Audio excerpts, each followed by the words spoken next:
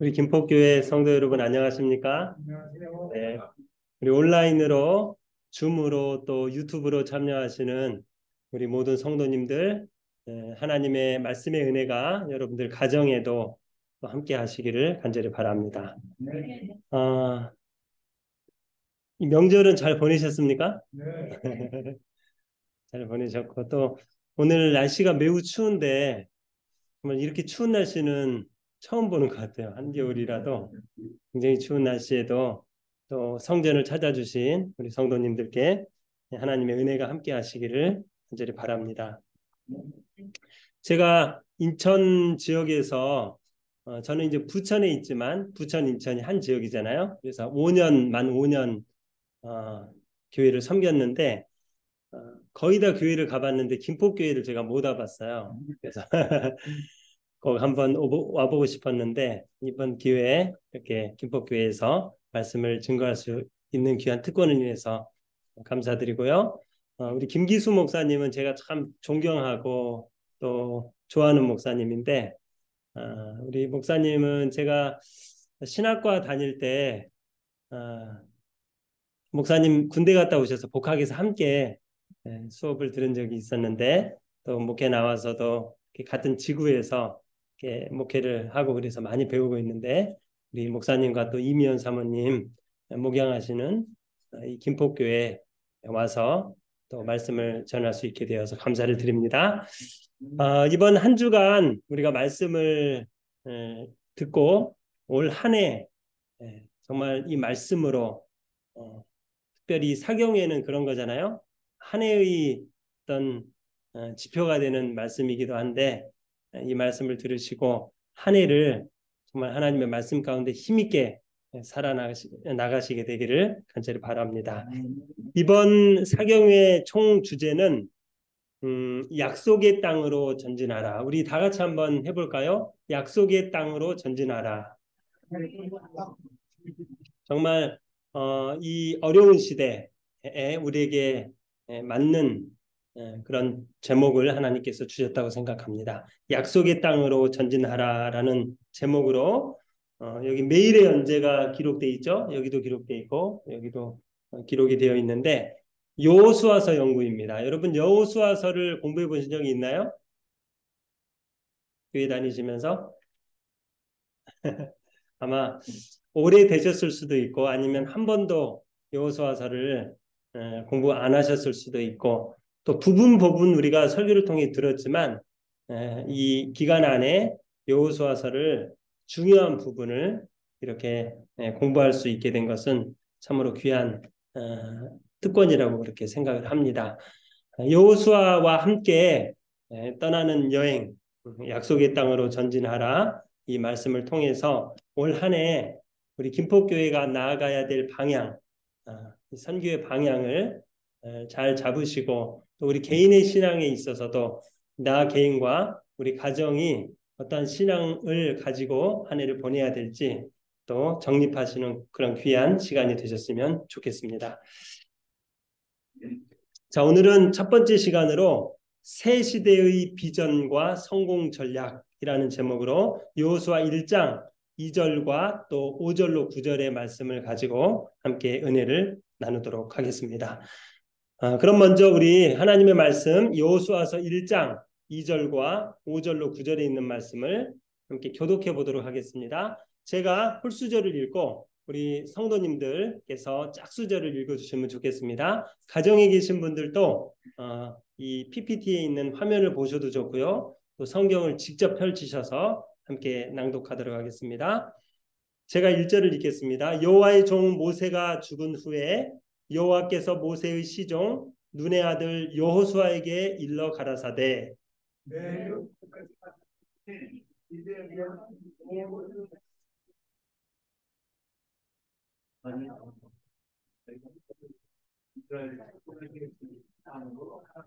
내가 모세에게 말한 바와 같이 무릇 너희 발바닥으로 밟는 곳을 내가 다 너희에게 주었노니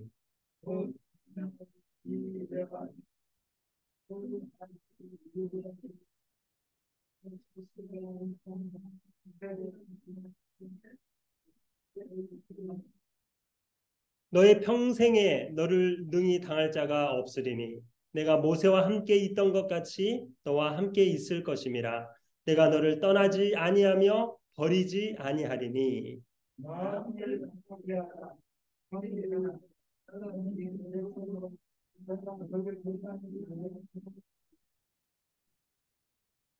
오직 너는 마음을 강하게 하고 극히 담대히 하여 나의 종 모세가 내게 명한 율법을 다 지켜 행하고 좌로나 우로나 치우치지 말라.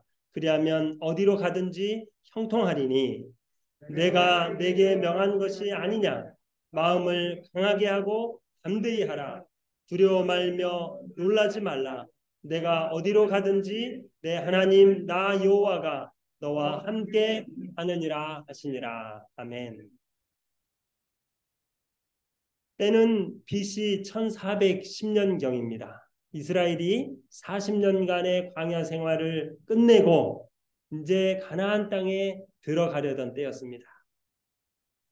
이스라엘 백성들은 그때 요단 동편에 진을 치고 있었습니다. 이 사진에서 보시는 것처럼 이 요단 동편에 하나님의 성소가 중앙에 있고 백성들이 다 사방에 진을 치고 있었던 것입니다. 그때 중요한 한 일이 일어났는데 그것은 바로 모세의 뒤를 이어 누가? 여호수아가 지도자로 이스라엘의 지도자로 임명된 일이었습니다. 여러분 우리도 한 나라의 대통령이 바뀌는 때는 중요하지 않습니까? 마찬가지로 이 이스라엘의 지도자가 바뀌는 아주 중요한 시기였던 것입니다. 여호수아는 모세의 뒤를 잇기에 적합한 사람이었습니다. 여러 가지 면에서 그는 갖춰진 사람이었습니다. 그럼에도 불구하고 여호수아는 모세의 뒤를 이어 하나님의 종으로 부름받은 매우 두렵고 떨리는 마음, 자신은 정말 이 지위에 적합하지 않은 사람이라는 생각을 갖게 되었습니다. 그러나 이내 다음과 같은 하나님의 보증의 말씀을 듣고 그는 모든 염려와 두려움을 하나님께 맡겨 하나님의 종으로의 부르심을 받아들이게 되었던 것입니다. 하나님께서 여호수아에게 주신 약속의 말씀은 이것입니다. 두려움 가운데 또 이 직임을 감당할 수 있을지 그 염려 가운데 떨고 있었던 여호수아에게 주신 하나님의 약속은 바로 이것이었습니다. 여호수아 1장 2절로 있는 말씀인데요. 다 같이 한번 읽어볼까요? 시작. 이제 너는 이 모든 백성으로 더불어 일어나 이 요단을 건너 내가 그들 곧 이스라엘 자손에게 주는 땅으로 가라. 그러면 이 약속을 이 지도자로 부름받은 여호수아에게 하나님께서 주신 것입니다. 저는 이 여호수아에게 주신 약속의 말씀 가운데 오늘 우리가 살아가는 이 시대를 위한 하나님의 약속을 발견하게 되었습니다. 여기 보면 하나님께서 여호수아에게 뭐라고 말씀하셨습니까? 너는 일어나 이스라엘로 더불어 일어나. 그 다음에 뭐라고 그랬어요? 이 요단을 건너 그리고 내가 내게 주는 땅으로 가라. 여러분 이 하나님의 약속, 이 비전의 말씀을 오늘 우리들을 위한 비전의 말씀으로 제가 한번 바꿔보았습니다.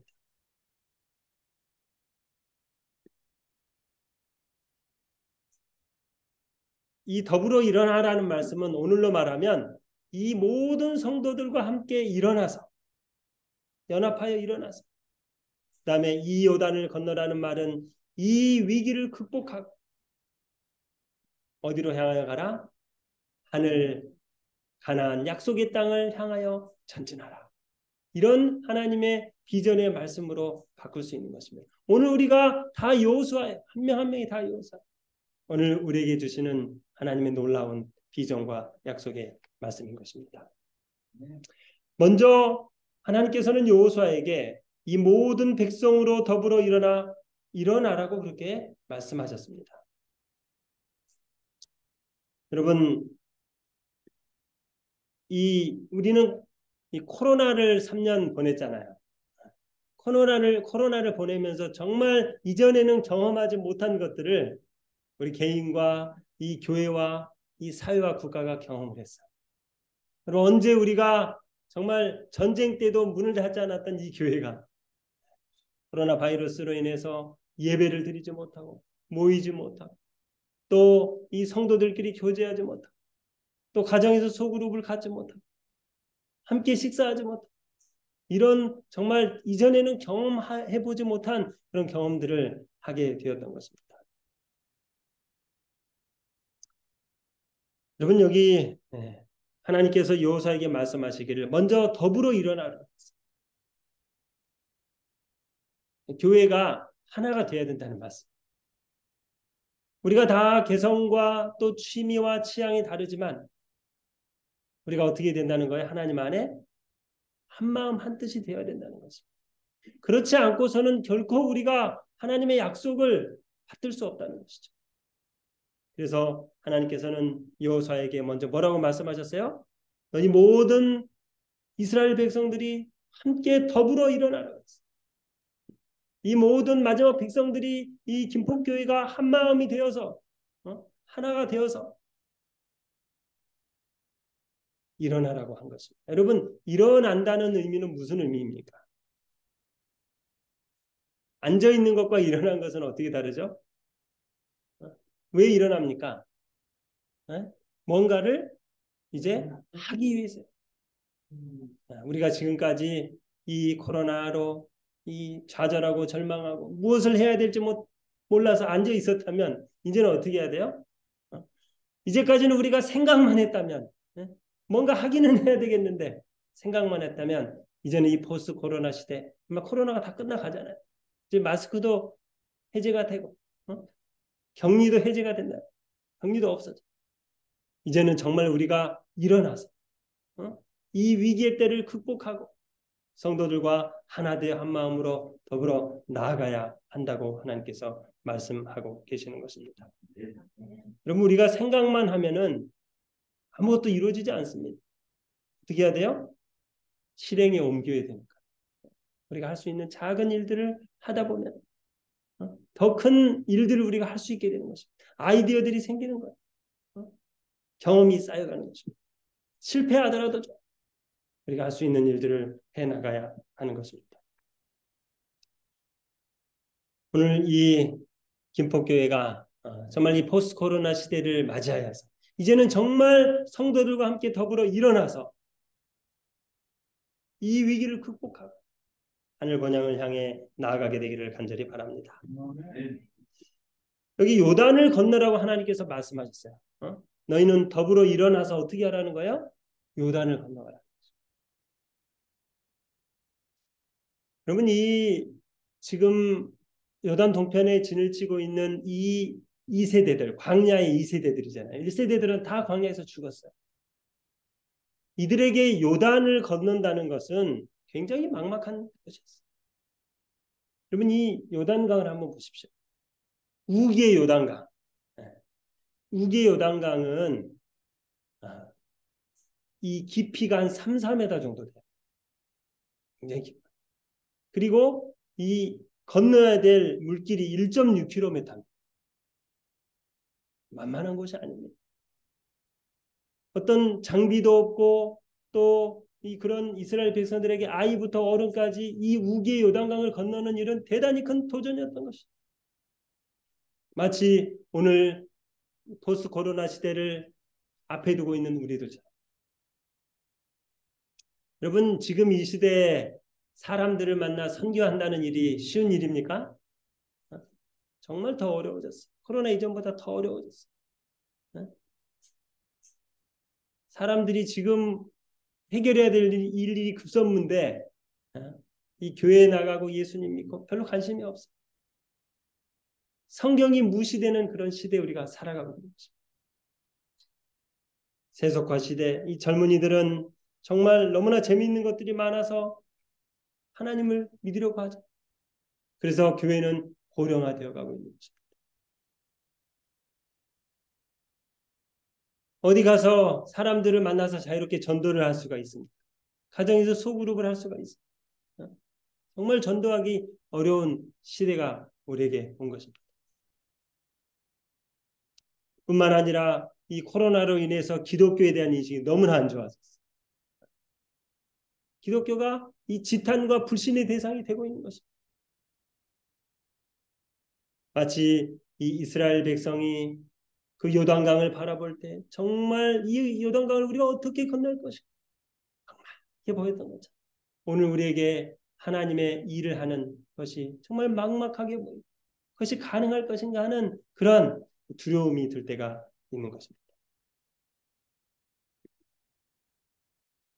우리 개인적으로는 요단을 건너는 것과 같은 도전은 바로 우리 어떤 개인의 가지고 있는 죄된 습관, 또 이 나약함, 게으름, 또 어떤 두려움, 이러한 것들과 싸우는 것이 또 요단을 건너는 것과 같아요. 그렇죠?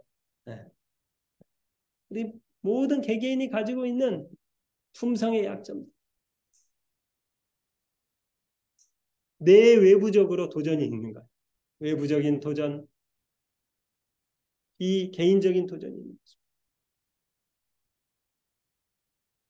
여러분 죄와 날마다 싸우는 일이 힘드시죠? 나는 정말 죄 안 짓고 하나님의 뜻대로 살고 싶은데 그게 잘 안 돼.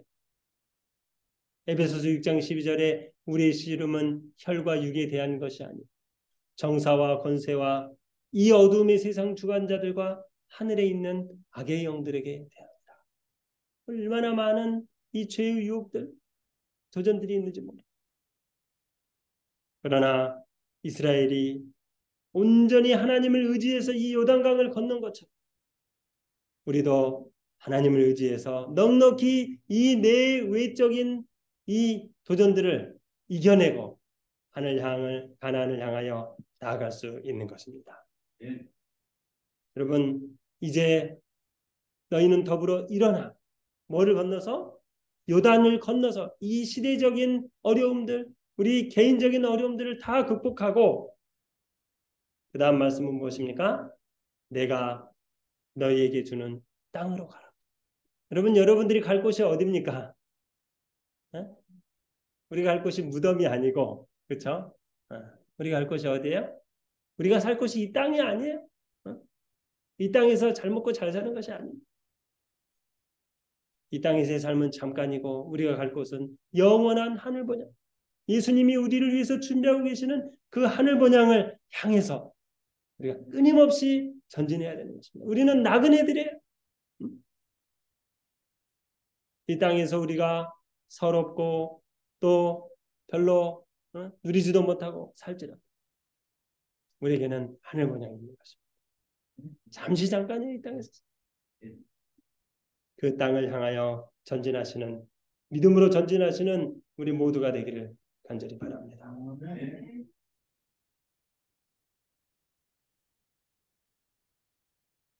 여러분 이 말씀 가운데 이스라엘을 향하는 선명한 비전이 나타나 있는 거예요. 오늘 우리를 향한 하나님의 계획과 비전이 나타나 있는 것입니다. 다시 한번 올 한 해 우리 교회가 나아가야 될 방, 우리 개인이 나아가야 될 방향이 무엇인지 선명한 그림을 가지시고 하나님이 주시는 땅을 향하여 나아가시는 우리 모두가 되시기를 간절히 바랍니다. 여러분 하나님께서 이스라엘과 여호수아에게 주신 비전은 요단을 건너서 하나님께서 아브라함에게 약속하셨던 그 가나안 땅, 젖과 꿀이 흐르는 그 가나안, 그 약속의 땅을 점령하는 것이었어요. 그러기 위해서는 많은 어려움들도 경험하고 또 그들이 정복해야 할 것들이 있는 것입니다. 마찬가지로 오늘 이 마지막 시대를 살아가는 우리들에게 하나님께서 우리에게 주신 사명이 무엇일까요? 하늘 향하여 나아가는 데 있어서 우리가 해야 될 일은 무엇입니까? 여러분 기독교의 사명은 무엇이죠? 네? 여러분 김포교회 성도님들이시죠? 저는 중동중앙교회 소속돼 있고 김포교회 사명은 무엇입니까? 예? 김포교회 사명은 뭘까요? 저희 중동중앙교회 사명은 이제 저희는 사업계획서, 김포교회도 마찬가지일 텐데 사업계획서에 보면 맨 앞에 그 사명이 기록돼 있어요. 우리 교회는 예, 우리 제7일 안식일 예수님교회는 다 똑같아요. 그 사명. 영원한 복음 세천세의 기별을 전파해서 그 교회가 속해 있는 지역의 사람들에게 복음을 전파해서 어떻게 하는 것입니까? 그들로 예수 그리스도를 영접하게 하고 그들로 이 마지막 남은 교회와 지역교회와 연합하여서 복음 사업을 힘있게 하다가 우리가 예수님 재림을 맞이하는 것이죠. 그래서 이 김포교회 사명은 무엇이냐? 여러분 중동중앙교회는 제가 섬기고 있는 중동중앙교회는 이 부천의 한 복판에 있어요. 제일 도심에 있습니다. 그래서 신도시가 시작될 때 30년 전에 그 교회를 개척을 했어요. 신도시 전도를 위해서. 그래서 부천의 중동 상동이 신도시잖아요. 중동 상동에 55만 인구를 그리스도께로 인도해야 하는 사명을 가지고 있어요. 김포교회는 어떨까요? 네. 김포에는 교회가 두 개 있죠. 김포교회하고 김포다문학교회 두 개가 있잖아요. 네. 근데 김포시의 인구는 최근에 이 김포가 개발이 되면서 인구가 많이 늘었어요. 50만 가까이, 45만, 50만. 그러면 이 두 교회가 어떻게 해야 되는 거예요? 이 45만 인구를 어떻게 해야 돼요?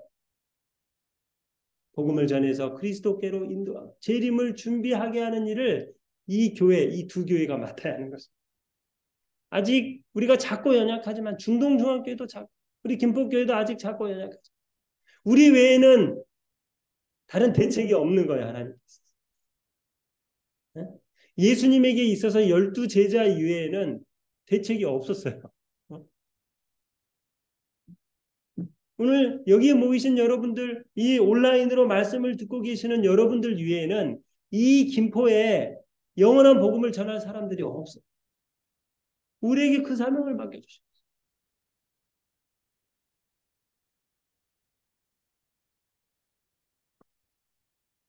대단한 사명을 우리가 받았죠. 그렇죠? 좀 부담이 되십니까? 네? 네. 여기 보니까 이 일을 위해서 우리가 가야 돼요. 가야 돼. 여기에만 머물러 있으면 안 돼. 가야 돼. 어떻게 가는지 제가 이제 말씀드릴게요. 내가 이스라엘 자손에게 주는 땅으로 가라. 여러분 이스라엘 백성들이 얼마나 연약하고 오합지졸이었어요.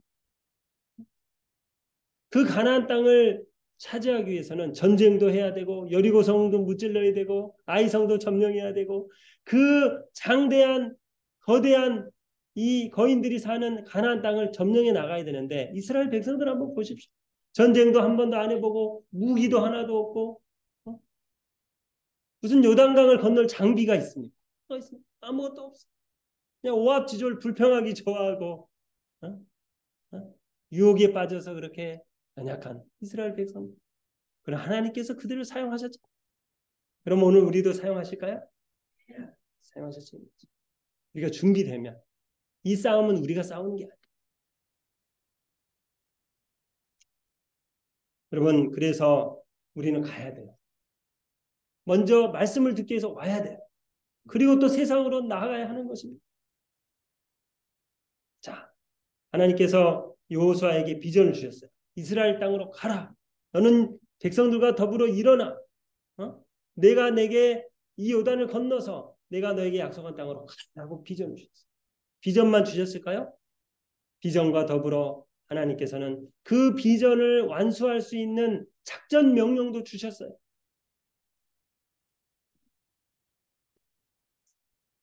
자, 비전을 위한 성공 전략, 작전을 주셨는데 이제 여호수아 1장 5절부터 9절에 그 작전 명령, 성공 전략이 나타나 있습니다. 자, 첫 번째 이 하나님께서 이 비전을 가나안 땅 약속의 땅을 차지하기 위해서 이스라엘 백성과 여호수아에게 주신 이 작전 명령은 이 샌드위치 약속이라고 제가 이름을 붙여봤어요. 왜냐하면 이 명령이 이 약속으로 이렇게 둘러싸여 있기 때문에 샌드위치 성공 전략이라고 제가 이름을 붙여봤어요. 여러분 샌드위치가 어떻게 돼 있죠? 안에 이 속이 있잖아요. 속이 양쪽에 빵으로 다 이렇게 쌓여 있잖아요. 속을 보호하죠. 그래서 두 가지 명령에 두 가지 약속이 팍 이렇게 묶여 있어요. 그래서 샌드위치 명령.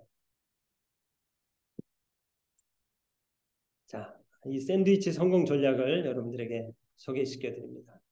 첫 번째는 하나님의 약속입니다. 5절과 9절은 하나님의 약속으로 둘러싸여 있어요. 그 가운데는 하나님의 명령이 들어있고요. 첫 번째 약속은 무엇이냐? 내가 너와 함께 있겠다는 약속. 여러분 성경의 인물들은 다 이 약속을 받았어요. 하나님의 일을 하면서. 임재의 약속. 여러분 이 임재의 약속이 없이는 하나님의 백성들은 아무것도 아니에요. 왜냐하면 우리 스스로가 너무나 연약하게 세상에 있어요. 이 하나님의 임재의 약속을 받는 순간 우리는 세상을 이기는 사람들이 되는 것입니다. 성경 인물들이 그랬어요. 다니엘이 그랬고 요셉이 그랬고. 성경의 약속 중에 최고의 약속은 하나님이 함께 하시겠다는 약속이에요. 여러분 여러분들이 어렵고 힘든 일을 만날 때 이런 기도를 누가 해주고 약속을 생각하면 힘이 되나요? 힘이 되죠. 하나님의 임재의 약속.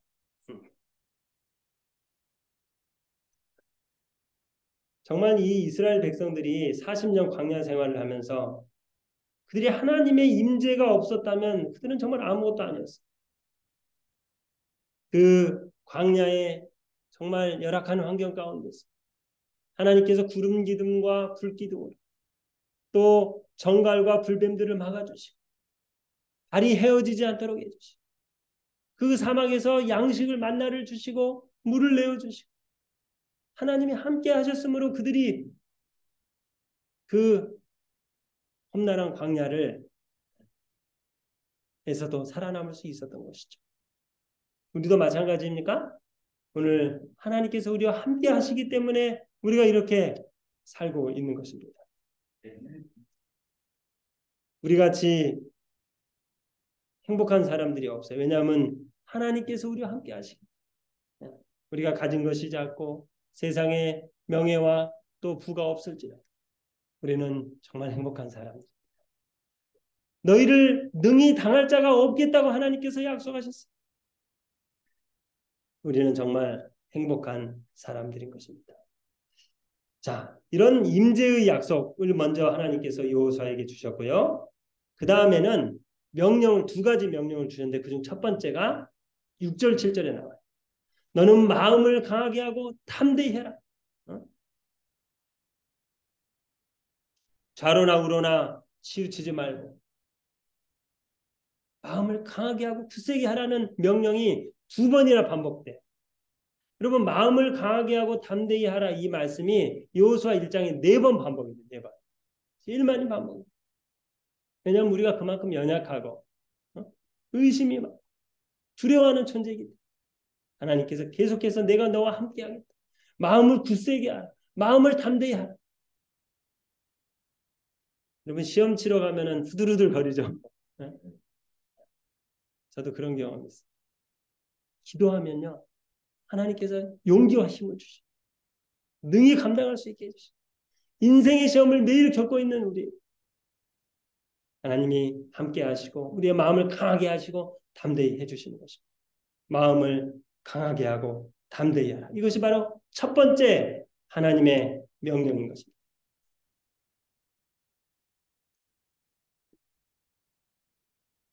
여기 이렇게 그 상황을 설명하고 있습니다. 이것은 영적 승리를 위해 하나님께서 정하신 필요 조건 가운데 하나이다. 그러나 여호와께서 하시는 이 말씀은 마음을 강하게 하고 담대히 하라는 이 말씀은 또한 도움에 대한 약속이요 당신을 신뢰하라는 명령이다. 그분께서 우리로 어떤 것을 하라고 할 때 그분께서는 항상 당신의 능력을 우리에게 주셔서 그 일을 성취하게 하실 것이다. 그럼 하나님께서 우리에게 어떤 일을 하라고 하실 때는 거기에 필요한 모든 것을 우리에게 제공해 주시겠다는 하나님의 약속이 포함되어 있는 것입니다. 우리가 하는 것이 아니고 하나님께서 우리를 통해서 해 주시겠다는 약속인 것입니다.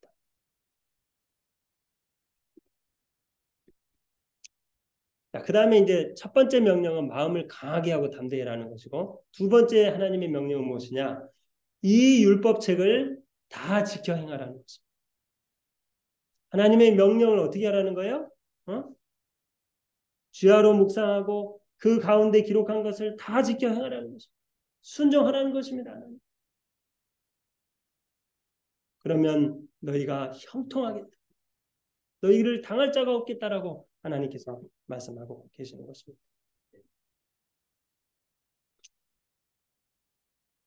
여러분, 이 하나님의 기록된 66권의 성경 가운데는 3,500개의 하나님의 약속이 들어있다.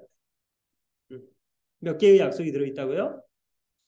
여러분은 몇 개나 좀 경험해 보셨습니까? 이 약속들을 우리가 정말 다 경험할 수 있으면 좋겠습니다. 이것들을 어떻게 하라고요? 이것들을 주야로 묵상하고 또 이것들을 암송하고, 여러분 목사님과 함께 하시면서 암송 많이 강조받으셨죠? 암송하고 그다음에 어떻게 하는 것입니까? 그것을 또 나누고 다른 사람들과 말씀을 나누고 또 그 가운데 기록된 것을 다 지켜 행하는 것입니다. 그렇게 할 때 우리는 정말 이 하나님께서 우리를 통해서 하시는 놀라운 역사를 우리가 경험할 수 있게 되는 것입니다.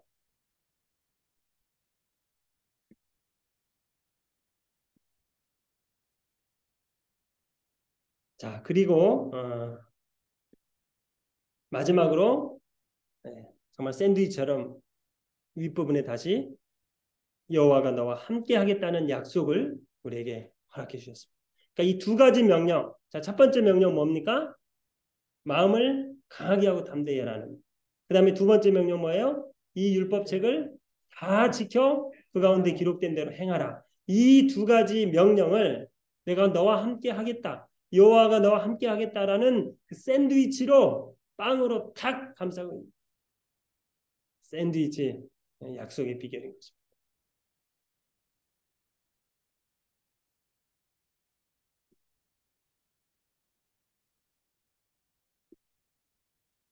우리가 이제 3년간 코로나를 경험을 했는데 정말 매우 어려운 시간들을 우리가 보냈습니다. 근데 어려웠던 반면에 얻은 것도 많아요. 그럼 하나님께서 우리에게 허락해 주시는 어려움은 다 우리가 그것을 축복으로 바꿀 수 있어요. 어려움만 생각하면 안 돼요. 그 이면에 하나님께서 우리에게 시련을 허락하실 때도 마찬가지죠. 항상 시련은 반대편에서 보면 축복이에요. 그러니까 코로나도 아마 여러분들에게 축복이 된 면들이 있을 거예요. 근데 이 코로나로 발견된 축복 가운데 하나는 온라인입니다. 온라인. 여러분 지금 온라인으로 가정에서 예배를 드리시잖아요. 사실은 코로나 이전에는 여기 현장에 안 오면 말씀 못 들었어요. 그랬죠? 그때도 사실은 들을 수 있었어요. 근데 그 상황이 안 됐기 때문에 우리가 시도를 안 했던 거예요. 근데 코로나로 당장 교회에 모이지 못하니까 줌도 하고 막 온라인들을 개발하기 시작해가지고 지금은 저희 교회 같은 경우에도 이제 직장 맞벌이 하시는 분들이 많아가지고 화요일 금요일 예배 많이 못 와요. 근데 줌으로 다 예배에 들어와요. 그래서 코로나 이전보다 더 많은 분들이 예배에 참석하고 있어요. 좋지 않습니까? 뿐만 아니라 이 소그룹과 새벽기도 이런 것도 온라인으로 다 하니까 더 많은 분들이 말씀과 기도와 또 함께 교제하는 축복을 우리가 누리고 있는 것입니다. 정말 지금은 많은 기관과 단체들, 특별히 이 교회들이 이 온라인을 잘 활용하고 있습니다. 저희 중동중앙교회 같은 경우는 이 코로나 기간 동안 온라인을 잘 저희가 활용을 해서 예배 그리고 소그룹 새벽기도 이런 부분들의 많은 축복을 우리가 경험을 하게 되었습니다. 예배는 저희가 우리 김포교회처럼 줌을 활용하고 또 유튜브로도 우리가 활용을 했었고요. 또 소그룹 같은 경우에는 줌하고 보이스톡 아시죠? 카카오톡으로 이렇게 목소리로 이렇게 연결해서 함께 말씀을 나누는 일들을 3년째 계속 해오고 있는데 정말 우리가 떨어져 있지만 만나지 못하는 상황이었지만 더 긴밀히 연결되는 축복들을 드리게 되었습니다. 저희 교회가 작년에 이 전 교인이 이 서정원 앞에가 장려하는 만남 시리즈 있잖아요. 제가 여기 책을 소책자를 가지고 왔는데 그 교회이신 그리스도 그게 이제 4년간 성경과 예언의 신을 한번 통독하는 거예요, 전체를.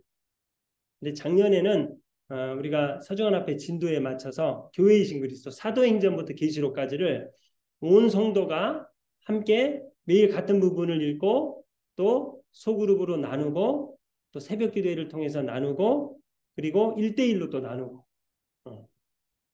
뭐 모든 교인이 이 중에 한 가지씩은 참여할 수 있도록 그렇게 한 다음에 안식일에 또 그 말씀 가운데 설교를 하고 그렇게 해서 사도행전부터 계시록까지를 다 봤어요. 성경과 예언실.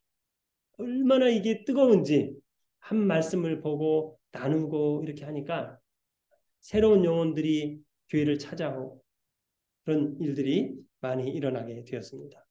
특별히 이제 새벽 기도를 저희가 이 만남 시리즈를 함께 읽고 나누고 중보 기도를 하는 시간을 이제 우리가 가졌었는데 정말 너무나 좋아하셔요, 이분들이.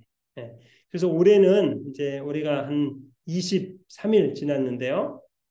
저희가 여기 보시면 저희 소그룹 그다음에 사역팀 제 편성표인데 저 맨 왼쪽에 보시면 새벽 기도 1, 2, 3반이 있잖아요. 새벽 기도를 작년에는 한 반만 하다가 연령대별로 세 그룹으로 나눴어요.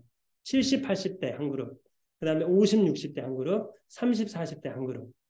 그리고 이분들을 단톡방으로 다 초대한 다음에 줌 주소를 보내주고 들어오고 싶은 사람들을 들어오도록 장려를 했어요. 그렇게 했더니 며칠 해보고 너무 좋으니까 이제 막 한 명씩 두 명씩 더 많이 들어오기 시작해서 작년에는 줌으로 한 그룹을 할 때는 12명 참석하던 새벽 기도회 이 교인들이 지금은 21명으로 늘어났어요. 그래서 그룹별로 한 7명, 6명씩 이렇게 세 그룹으로 나눠져서 올해는 만남 시리즈가 구원이신 그리스도거든요. 창세기부터 나아갑니다. 창세기부터 구주와 선지자와 함께 정해진 부분을 미리 읽고 이제 6시에 들어와요. 그러면 30분 동안 읽은 말씀을 나누고 그 다음에 기도 제목, 개인 기도, 교회 기도, 또 아프신 분들 구도자 내놓고 돌아가면서 기도하고 이렇게 매일 하는 건데 주중만 합니다. 토요일, 일요일은 좀 이제 교회 오느라고 바쁘고 그러니까 개인적으로 하고 이렇게 30분 딱 하는데 너무나 좋아요. 그래서 제가 왜 이렇게 강조를 하냐면 혼자 말씀을 꾸준하게 읽는 일이 쉽지 않아요. 여러분 그렇죠? 혼자 하면 쉽지 않아요. 목회자도 혼자 말씀을 매일 꾸준하게 읽는 거 쉽지 않습니다. 그래서 삼겹줄로 두르는 거예요. 한 사람이면 패하겠거니와 두 사람이면 능히 당하겠고 삼겹줄은 끊어지지 않는다. 세 사람 이상 소그룹으로 묶어놓잖아요. 그럼 한 사람이 좀 그날 쉬고 싶어도 다른 사람이 기다리니까 또 일어나서 들어오는 것입니다. 그래서 이 같이 하면요. 혼자 하면은 포기해버리지만 같이 하면 계속해 나갈 수 있어요. 1년 동안. 우리가 작년에 그걸 경험했거든요. 그래서 이제 새벽 기도에 요즘 들어오시는 분들이 뭐라 그러냐면 혼자 있으면 이미 한 작심삼일 한 3번 혹은 일주일하고 멈췄을 텐데 지금까지 계속 잘해오고 있다는 거예요. 앞으로도 잘 될까요? 잘 되죠. 혼자 하지 않고 여럿이 같이 하는. 그리고 또 좋은 점이 뭐냐면 말씀을 혼자 읽잖아요. 그러면 이게 깊이 이렇게 깨닫지를 못합니다. 집중이라는 게 사람의 한계가 있죠. 근데 나누기 위해서 있잖아요. 그럼 깊이 생각하게 돼요. 그리고 또 여러 명이 나누는 것을 들으면서 자기가 대충 지나간 부분을 깊이 생각하게 되는 거죠. 그래서 꼭 나눠야 돼요. 혼자 하시면 절대 안 됩니다. 3명 이상, 2명도 좋고 3명 이상이 말씀을 매일 나눠야 되는 거죠. 그리고 우리 성도들이 말하기를 그렇게 나눴던 말씀들이 매일의 생활에서 하루 종일 생활에서 적용이 된다는 거예요. 자기 입으로 시인하고 또 다른 사람들에게 들었던 그 내용들이 하루의 생활 가운데 적용이 되고 실천이 되더라는 거예요. 혼자 읽을 때랑은 그 깊이와 그 깨달음의 차원이 다르다는 거예요. 그리고 이제 중요한 것은 기도입니다. 기도. 이제 제목들을 다 내놓고 중보 기도를 하잖아요. 또 교회의 다른 기도 제목도 가지고 와서 함께 그룹별로 나눠요. 그러면 교회가 돌아가는 것들을 이 사람들이 직접 기도하죠. 누구를 위해서 기도하죠. 그러니까 다 알아요. 그러니까 교회에 관심이 많아지고 교회 일에 적극적으로 나서게 되는 거죠. 그리고 이제 같이 나눴던 사람들 교회에서 만나면 얼마나 반가워요. 그렇게 좋아요, 안심. 그러니까 여러분 이 같이 기도하고 소그룹으로 나눈다는 것이 얼마나 좋은지. 근데 그것을 우리가 새벽 아니면 우리가 그렇게 차분하게 할 시간이 없잖아요. 우리가 출근하느라 바쁘고 또 여러 가지로 바쁘지만 시간을 함께 구별해서 함께 말씀을 나누고 기도한다. 교회가 부흥하지 않을 수 없어요. 왜냐하면 성경의 역사를 보면 함께 두세 사람이 이상에 모여서 기도할 때 오순절 때도 그래요. 다니엘의 세 친구들도 함께 모여서 기도할 때 역사가 일어나고 부흥의 역사가 일어나요. 그래서 여러분 우리 김포교회가 뭐 물론 그렇게 이미 하시고 계실 줄로 압니다만 혹시 이런 부분 가운데 경험해 보시지 못한 부분들이 있다면 같은 말씀을 함께 나누고 여러 소그룹으로 해서 또 함께 교회를 위해서 기도하고 또 환우들을 위해서 기도 그리고 이 기도의 응답들을 서로 단톡방에서 나누고 그렇게 할 때 이 심령이 뜨거워지고 교회에 가고 싶고 교회에 만나고 싶고 날마다 하나님의 기적과 역사를 우리가 목도하면서 재미있게 신나게 신앙생활을 할 수가 있는 것입니다. 그래서 그렇게 한다면 어떻게 해야 돼요? 나가서 섬겨야 돼요. 그 소그룹별 재능이 같고 취미가 같은 사람들끼리 모여서 나가서 이제 봉사하고 섬기는 일을 하는 것입니다. 먼저 소그룹으로 모이고 교회로 모이고 그다음에 나가서 또 일하는 것입니다. 마지막으로 저는 이 8절의 말씀을 강조해 드리고 싶습니다. 이 율법책을 다 지켜 행하라. 이게 오늘 말씀의 가장 핵심 포인트입니다. 성경이 만든 위대한 인물을 4명만 소개해 드릴게요. 시간이 없기 때문에 간단하게 소개해 드리도록 하겠습니다. 첫 번째 인물은 조지 뮬러라는 사람. 그럼 조지 뮬러 잘 아시죠? 5만 번 기도응답을 받은 영국의 고아의 아버지. 그는 한때 젊을 때는 방탕한 삶을 살았어요. 근데 어느 기도회에 참석했다가 말씀을 듣고 마음의 변화를 일으키고 하나님께 그의 삶을 드리기로 헌신한다. 그는 기도로 정말 사람에게 한 번도 손을 벌리지 않았어요. 무일푼으로 고아원 사업을 시작하면서 한 번도 사람에게 손을 벌리지 않고 오직 기도로 하나님께서 모든 돈을 허락해 주시고 사람을 보내주셔서 많은 고아원을 설립하고 이 고아들을 이 영적으로 육적으로 돌보는 고아의 아버지가 되었습니다. 근데 이 조지 뮬러가 이렇게 말했습니다. 어떤 기자가 조지 뮬러에게 조지 뮬러 선생님 어떻게 선생님은 그렇게 위대한 일을 하실 수 있었습니까? 기도가 전부 응답받은 사람으로 5만 번 기도 응답을 받고 영국의 고아의 아버지로서 일할 수 있었습니다. 이렇게 그가 이 질문을 받고 이렇게 대답했습니다. 나는 평생 동안 성경을 100번 읽었습니다. 단 한 번도 실증을 느낀 적이 없지. 내가 성경을 읽지 않았던 3년은 잃어버린 시간이었습니다. 하루라도 하나님의 말씀을 먹지 않으면 영적인 활력을 얻을 수가 없습니다. 속 사람의 양식은 무엇인가? 기도가 아니라 말씀이다. 그렇다고 성경을 그저 읽어 내려가는 것이 아니다. 우리는 읽은 것을 깊이 생각하고 숙고하고 그것을 우리의 마음에 적용해야 한다. 여러분, 말씀을 그저 읽어 내려가는 게 중요한 게 아니에요. 그 말씀을 숙고하고 우리 삶 가운데 적용해야 되는데 그것은 우리가 나눌 때 가능하다는 거죠. 나눌 때 가능. 그래야 부흥을 경험할 수가 있는 거죠.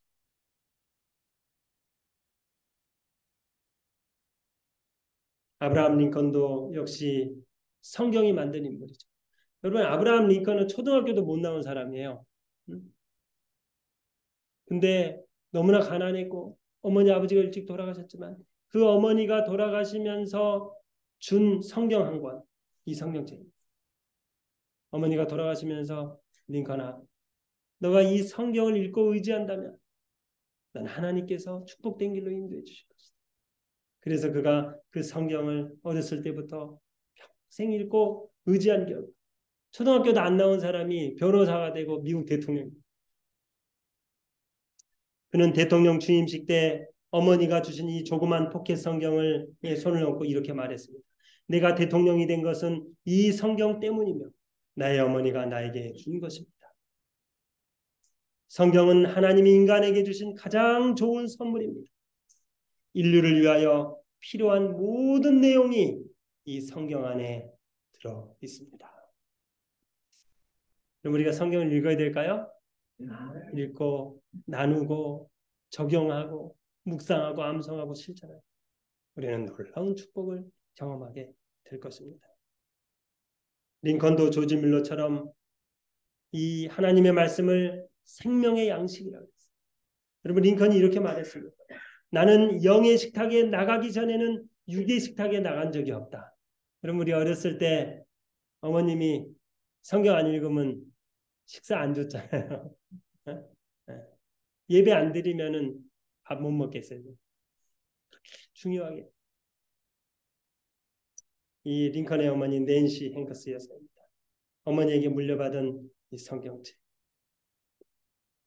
그는 변호사 시절에도 남북 전쟁을 할 때도 성경을 묵상하고 하나님께 기도드리면서 국가의 미래를 하나님께 맡겼던 것입니다. 그러면 이 분만 좀 소개해드리고 마치도록 하겠습니다. 제가 일본에서 6년간 선교사 생활을 했는데 제가 만난 분 중에 가장 인상적입니다. 이 세노 이쿠지 선생님, 제가 이분을 직접 만나지는 않았는데 이분 아들과 며느리를 일본 삼육대학에서 언어연수할 때 같이 가깝게 교제를 했어요. 근데 이 세노 이쿠지 선생님의 아들과 며느리가 아버지, 시아버지 얘기를 그렇게 해요. 근데 이 세노 이쿠지 선생님은 1903년부터 1996년까지 이제 사셨던 분이고 일본 삼육대학의 노자 교사였습니다. 근데 이분은 일본 재림교회에서 가장 성경을 사랑하고 가장 많이 성경을 읽은 분으로 알려져 있어요. 이분이 성경이에요. 이 그 아들과 며느리가 아버지의 성경이라는 이 책자를 이제 아버지 성경 사랑을 성도들에게 이제 가르쳐 주기 위해서 아버지 성경이라는 책을 두 권 냈는데 그 가운데 이런 사진도 있고 또 그 아버지가 어떻게 성경을 사랑했는지에 대해서 기록이 되어 있습니다.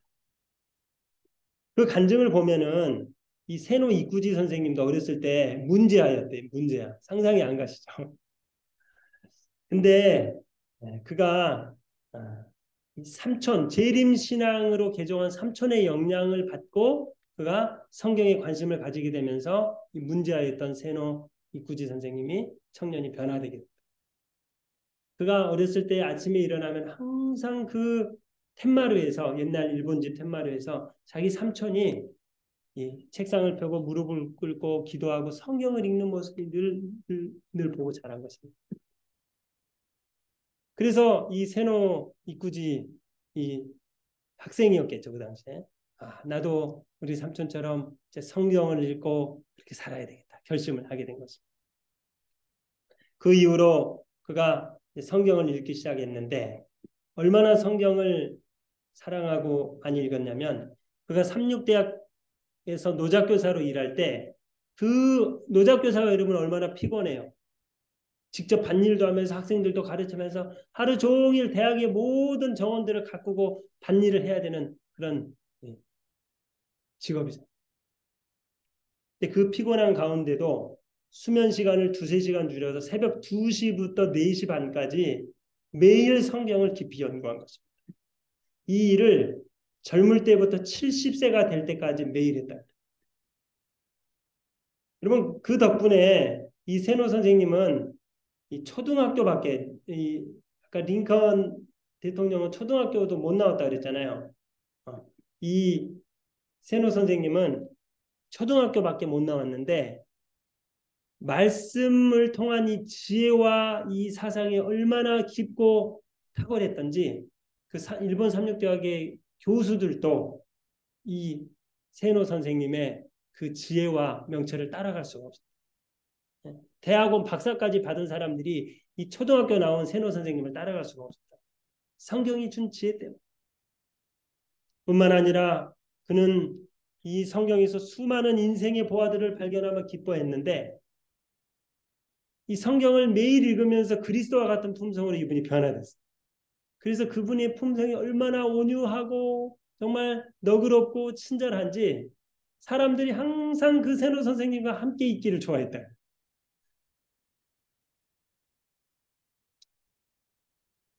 그 세노 선생님의 며느리가 저에게 이런 말을 해요.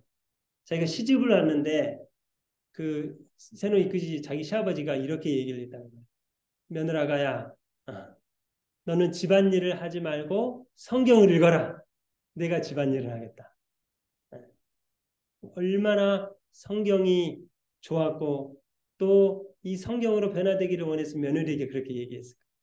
내가 집안일을 할 테니 너는 뭐 해라? 앉아서 성경. 여러분 세노 선생님이 마지막 잠드실 때 그렇게 평안하실 수가 없다. 재림의 소망을 가지고 그분이 눈을 감아주시 가족들을 다 모아 얘들아 주님 오실 때 다시 만나자. 이렇게 말하면서 천사같이 환한 얼굴을 하고 하나님을 찬미하면서 돌아가셨다. 사랑하는 우리 김법교회 믿음의 가족들이시여. 올 한 해 우리에게 많은 도전들이 있지만 우리가 하나님의 율법을 사랑하고 그 율법을 우리가 읽고 서로 나누고 우리의 삶에 적용하고 기도하고 교회를 위해서 또 나가서 우리가 지역사회 필요를 위해서 일하고 사역한다. 하나님께서 올 한 해 우리 교회를 크게 축복해 주시고 많은 영혼들을 이 교회에 허락해 주시고 우리가 우리에게 맡겨주신 사명을 완수할 수 있도록 하나님께서 축복해 주실 것입니다. 그런 놀라운 축복이 우리 모두와 함께하기를 간절히 바라면서 그 말씀을 마치겠습니다. 아버지 하나님, 이 위기의 시대를 살아가는 우리들을 충성되이 여기시고 사랑하셔서 이 귀한 사명을 맡겨주시고 또 성공 전략을 가르쳐 주셔서 감사합니다. 오늘 여호수아에게 주님께서 주신 말씀처럼 마음을 강하게 하고 담대히 하고 이 율법책을 늘 곁에 두고 그 말씀을 읽고 묵상하며 좌로나 우로나 치우치지 않는 그런 믿음을 통해서 우리가 이 포스트 코로나 시대를 넉넉히 이겨나가 또 우리 주변에 하나님을 알지 못하고 또 하나님을 떠나 살아가는 많은 사람들에게 하나님의 사랑과 진리의 말씀을 힘있게 증거하면서 저들로 주님의 재림을 준비하게 하고 주님의 오심을 다시 맞이하는 그런 사명을 충실히 감당할 수 있도록 올 한 해 우리 김포교회와 또 중동중앙교회와 우리 많은 인천 지역의 재림교회들을 축복하여 주시옵소서. 그래서 우리에게 맡겨주신 이 많은 영혼들을 우리가 주님께 정말 수확으로 드릴 수 있는 그런 한 해가 되게 하시고 우리 개인의 삶에도 우리가 죄를 이기고 모든 유혹을 이기고 완전히 주님께 헌신하는 그런 삶을 통하여 참된 평안과 행복을 경험할 수 있도록 축복하여 주시옵소서. 오늘 이 예배당에 참석하신 성도님들 각 가정에서 참석하시는 우리 김포교회 모든 성도들 위해 하늘의 평안과 또 쉼으로 함께하여 주시옵기를 우리 구주 예수 그리스도의 성호 받들어 간절히 기도 올리옵나이다. 아멘.